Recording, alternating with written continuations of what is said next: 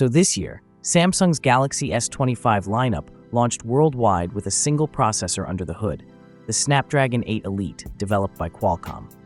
But this wasn't part of some unified global strategy. It was more of a necessity than a choice.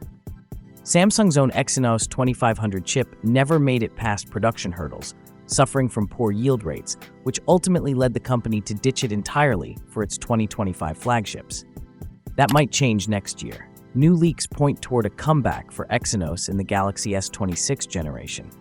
Samsung is reportedly working to integrate the Exynos 2600 into the mix. But there's a twist. Due to continuing production setbacks, this next-gen Exynos chip might only appear in units sold in Europe. If that sounds familiar, it's because Europe has long been the testing ground for Samsung's in-house silicon.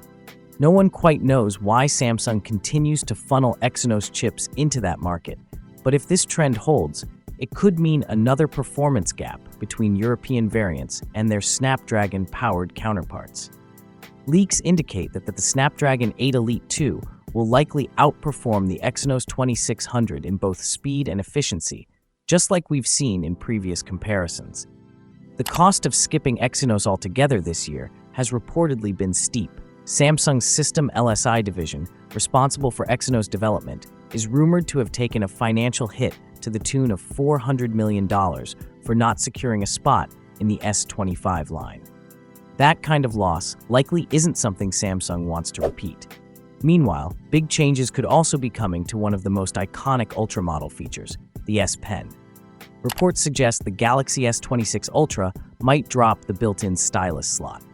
The S Pen isn't going away, it just won't live inside the phone anymore. Instead, Samsung could opt for an external magnetic attachment, similar to how the Apple Pencil connects to iPads or how Samsung handles styluses on its tablets. From an engineering perspective, this shift makes sense.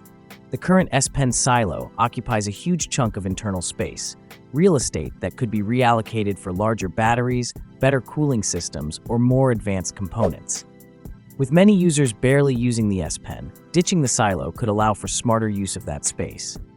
So, what are your thoughts on the upcoming Galaxy S26 Ultra? Drop your opinions in the comments below, and as always, I'll catch you in the next video.